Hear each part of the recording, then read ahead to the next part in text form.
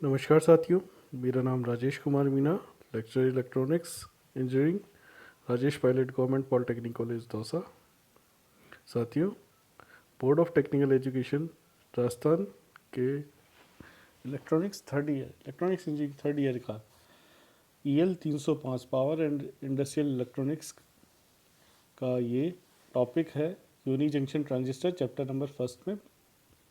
इस टॉपिक में हम इस यूनी जंक्शन ट्रांजिस्टर के प्रिंसिपल ऑफ वर्किंग, इसकी कंस्ट्रक्शन और इसका इंट्रोडक्शन एप्लीकेशन के बारे में बात करेंगे।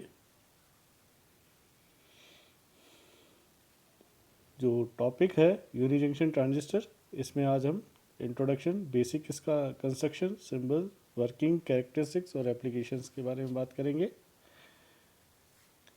यूनी जंक्शन ट्रांजिस्टर को हम कॉमनली UJT के नाम से भी जानते हैं।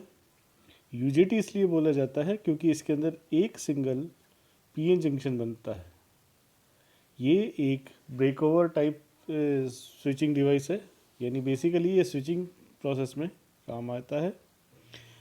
इस UJT की खासियत ये है कि ये नेगेटिव रेजिस्टेंस कैरेक्टरिस्टिक्स शो करता है और इस नेगेटिव रेजिस्टेंस कैरेक्टरिस्टिक्स की वजह से ये ऑसिलेटरी सर्किट्स में काम में आता है। तो बेसिकली ये इंडस्ट्रियल सर्किट्स जैसे timer, oscillator, waveform generator, gate control circuits और SCR और ट्राइक्स को ट्रिगरिंग के लिए काम में लिया जाता है। इसके बेसिक कंस्ट्रक्शन की तरफ देखें तो इसके अंदर एक N टाइप सिलिकॉन बार होता है। उस N टाइप सिलिकॉन बार के अंदर एक heavily doped P type material को हम डिग करते हैं। इस लेयर के अंदर P टाइप सेमीकंडक्टर को हम डिग करते हैं, आप जिसमें देख सकते हैं।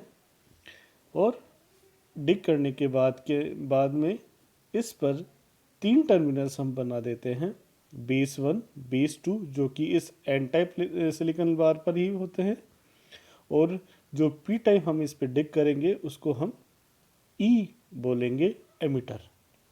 तो ऐसा करके हम इस यूनी जंक्शन ट्रांजिस्टर पर एक 3 टर्मिनल डिवाइस बना देते हैं, जिसके अंदर एक टर्मिनल होता है एमिटर और 2 टर्मिनल होते हैं बेस 1 एंड बेस 2। ये जो टर्मिनल बेस 1 और बेस 2, हम इसको किसी को भी बेस 1 ले सकते हैं, किसी को भी बेस 2 ले सकते हैं। ऐसा कुछ नहीं है कि कोई पर्टिकुलर नहीं है कि हम किसको बेस 1 और किसको बेस 2 लेते हैं, क्योंकि एक ये यूनिफॉर्म N टाइप सिलिकॉन बार होता है जिसके 2 सिरों को हमने टर्मिनल बनाए होते हैं। अगर हम इसका सिंबल देखें तो सिंबल के अंदर हम एक एमिटर देखेंगे, थोड़ा सा ये FET की तरह इसके अंदर इसका सिंबल होता है, और इस पे बेस 1 और बेस 2 2 बेसेस लगे हुए हैं और एक एमिटर लगा हुआ है। ये जो एमिटर है ये P टाइप जो हमने मटेरियल डिग किया है उसके ऊपर कनेक्ट होता है। तो ये P इस N टाइप सिलिकॉन बार के साथ एक लेयर बनाता है, इसलिए हम इसको यूनी जंक्शन ट्रांजिस्टर बोलते हैं। ट्रांजिस्टर इसलिए क्योंकि इसमें 3 टर्मिनल्स होते हैं, और यूनी जंक्शन इसलिए क्योंकि इसमें एक सिंगल जंक्शन बनता है। हम इसकी वर्किंग के बारे में बात करें तो ये इसका एक इक्विवेलेंट सर्किट बन के आता है, जिसमें हम देख सकते हैं कि एक डायोड की फॉर्मेशन हुई है, E के साथ कनेक्टेड है, तो एक डायोड की फॉर्मेशन हुई है। उसका P टाइप को हमने जो डायोड का P टाइप वाला सिरा होता है उसे हमने E नाम दिया है, और दूसरा सिरा हमारा एक पेयर ऑफ रेजिस्टेंसेस है, उसको बीच से कनेक्ट करता है। अब ये रेजिस्टेंस है RB2 और RB1, जो कि करस्पॉन्डिंगली एक सेंटर पॉइंट होता है A, जिसे एटा पॉइंट बोलते हैं। उस एटा पॉइंट से B1 टर्मिनल को जो कनेक्ट करता है उसे RB1 बोलते हैं, और एटा पॉइंट से B2 टर्मिनल को जो कनेक्ट करता है उसे हम RB2 रेजिस्टेंस बोलते हैं। और ये जो एटा पॉइंट होता है इसका पोटेंशियल होता है नीटा VBB। अभी हम आगे देखेंगे कि ये क्या होता है। VBB होता है potential between B1 and B2 terminal. तो ऐसा करके एक ये डायोड की फॉर्मेशन होती है, PN जंक्शन डायोड की फॉर्मेशन होती है यहाँ, और 2 जिससे E टर्मिनल कनेक्टेड होते हैं और 2 बेस वन और बेस टू दो टर्मिनल्स इस तरह से कनेक्टेड होते हैं। इसके अंदर करंट के फ्लो के दो पाथ होते हैं, B2 से B1 यानी एन टाइप जो लेयर है उसके अंदर, और E2 टू B1 यानी एमीटर से B1 की तरफ। Normally current does not flow in either path until ammeter voltage is greater than B1 voltage. यानी हम नॉर्मली ये जो अगर एक बायसिंग नहीं लगाई जाती है तो इसमें कोई करंट फ्लो नहीं करेगा। करंट फ्लो होने के लिए एक बेसिक कंडीशन है कि इसमें जो एमिटर वोल्टेज है उसकी वैल्यू B1 वोल्टेज से ज़्यादा होनी चाहिए। B1 वोल्टेज से अगर कम रही तो ये जो अपनी थ्रेशोल्ड वैल्यू को क्लियर नहीं कर पाता है चार्ज कैरियर्स, और वो एमिटर वोल्टेज की वैल्यू जब तक B1 वोल्टेज से कम रहेगी तब तक ये अपना करंट फ्लो नहीं कर पाएंगे। A voltage divider network is formed by the series resistance RB2 and RB1. When a voltage is applied across the semiconductor device, the potential will be in proportional to the position of base point along the channel. यानी जो एक potential divider circuit बनता है RB2 और RB1 resistances के बीच में, और when a voltage is applied across the semiconductor device यानी VBB वोल्टेज जब हम इसके अक्रॉस लगाते हैं, the potential will be proportional to the position of the base point along the channel। यानी position of base point का मतलब क्या है कि जो उसके दोनों टर्मिनल्स को, जो दोनों रेजिस्टेंस के टर्मिनल्स को जो पर जो पोटेंशियल होता है उसके ऊपर डिपेंड करता है इसका voltage. When a voltage called stand off voltage VP is applied to the emitter which is higher than the voltage applied at to B1, यानी जब एक स्टैंड ऑफ वोल्टेज होता है VP, जब ये वोल्टेज की वैल्यू हमारे एमिटर पर जो वैल्यू लगाई हुई है उससे हायर होती है, यानी जो वोल्टेज हमने B1 पर लगाया है उस वोल्टेज के वैल्यू से हमारा ये जो एमिटर की वैल्यू है वो, जब एमिटर पर लगाए हुए वोल्टेज की वैल्यू ज़्यादा होती है तब हमारा UJT टर्न ऑन होता है और करंट स्टार्ट होता है flow from B2 to B1 path and from emitter B1 to emitter to B1 path. यानी जो दोनों पाथ हमने पहले डिस्कस किए करंट फ्लो के B2 to B1 and E to B1, ये तभी ऑपरेट होंगे जब हमारा जो VP की वैल्यू हमारे बेस 1 से की वोल्टेज से हायर होगा। इसका जो इक्विवेलेंट सर्किट है वो इस तरह से है। The emitter E will act as input when employed in a circuit. As the terminal B1 will be grounded, the terminal B2 will be positive biased to B1 when a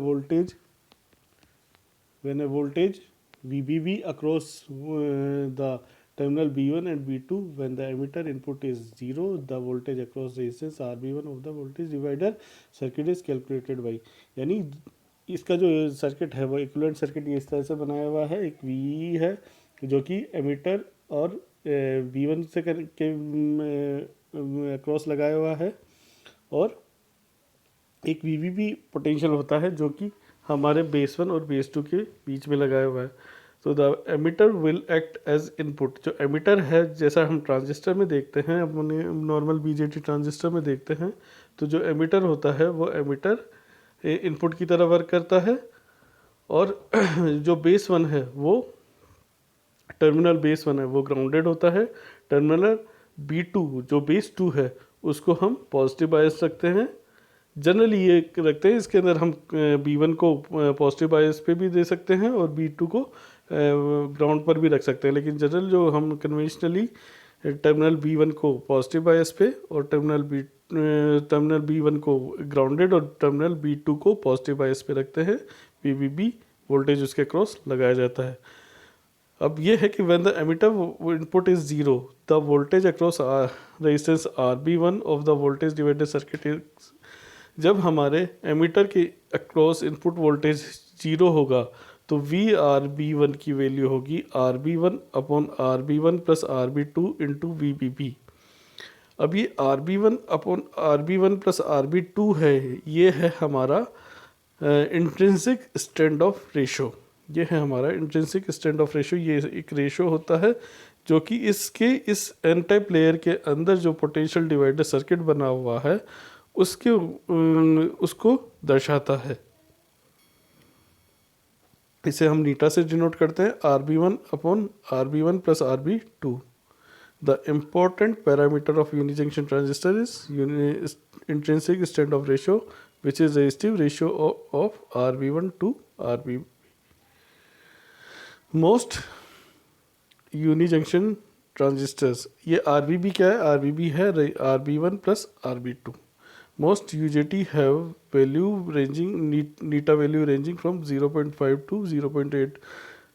maximum जो UJTs होते हैं उनकी value, उनके अंदर जो intrinsic standoff ratio होता है उसकी वैल्यू 0.5 से 0.8 तक होती है।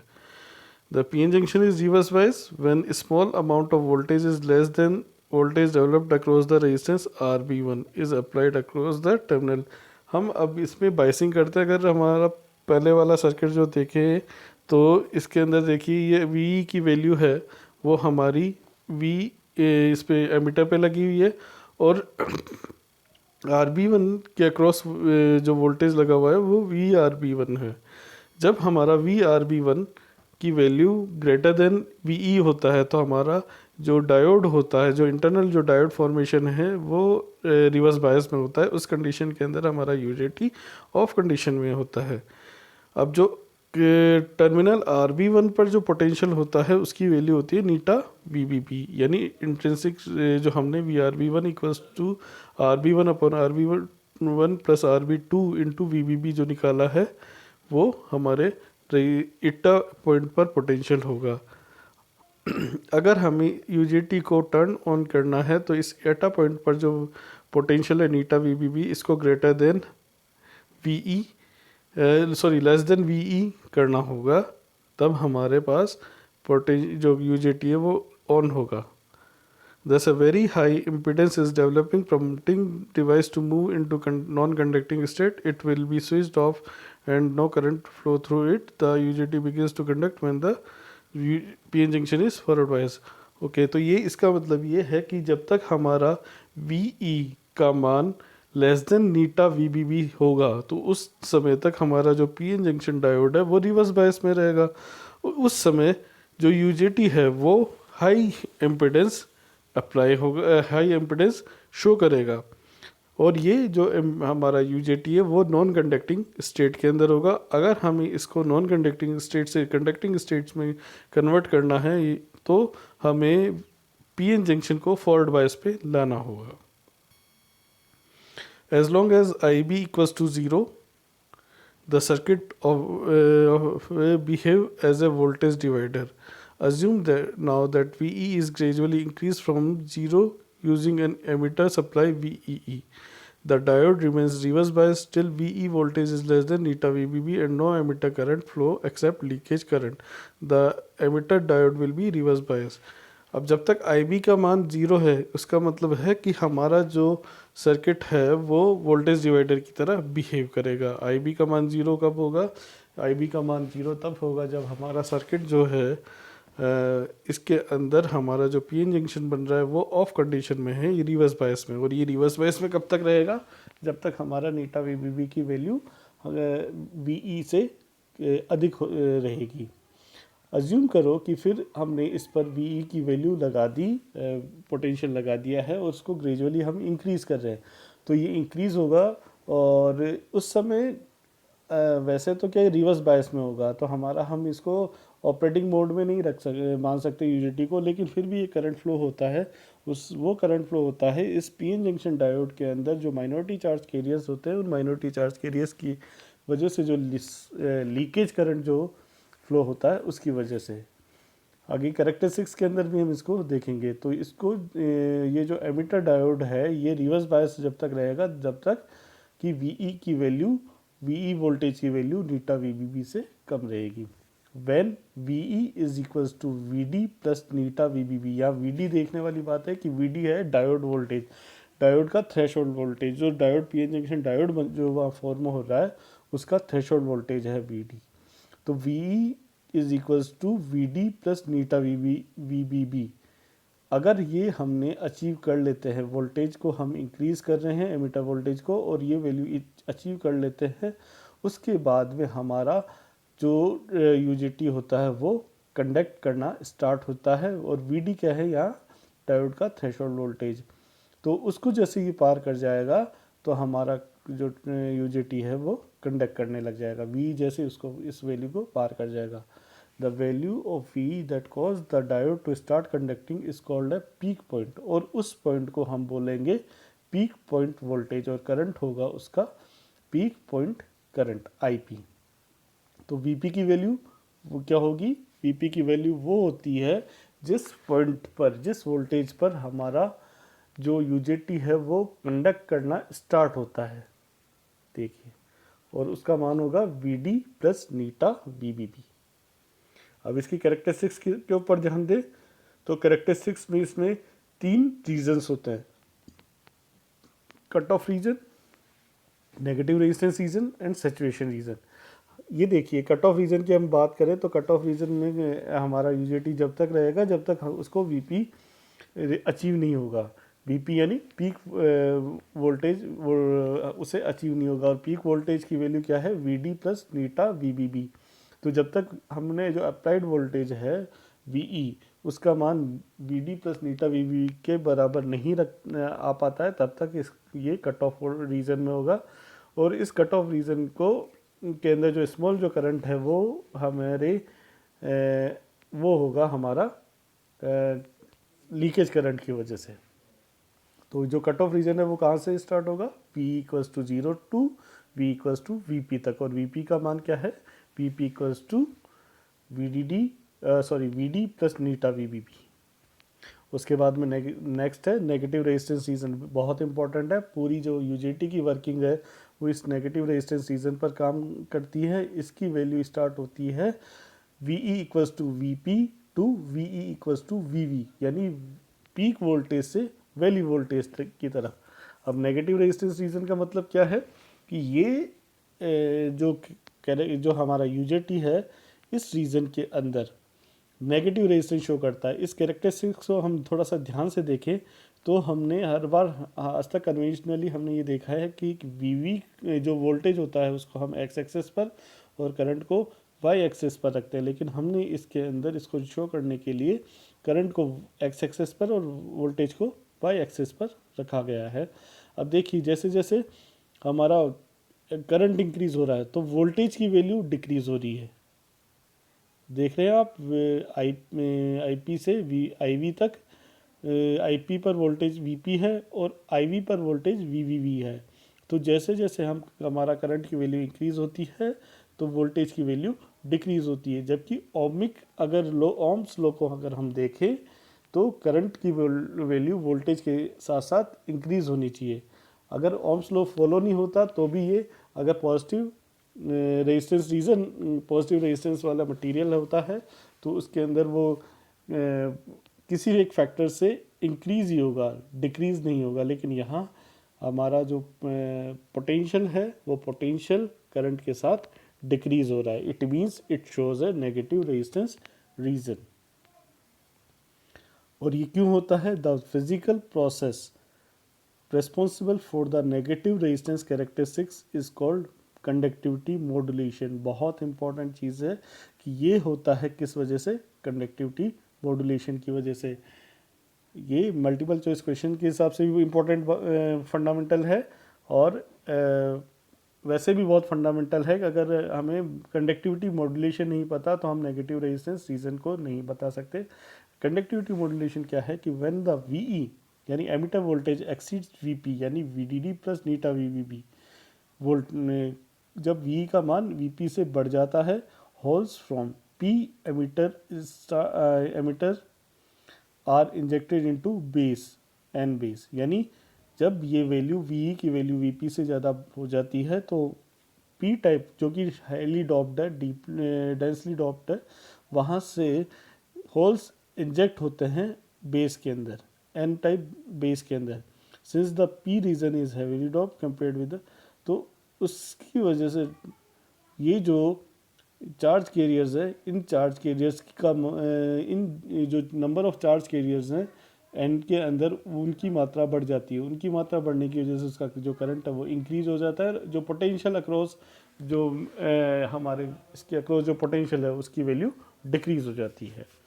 उसके बाद में हम पोटेंशियल कितने थोड़ा सा भी पोटेंशियल बढ़ाते हैं या फिर हमारा अपने आप इसके अक्रॉस जो पोटेंशियल है वो ड्रॉप हो जाता है और करंट की वैल्यू इंक्रीज होती जाती है।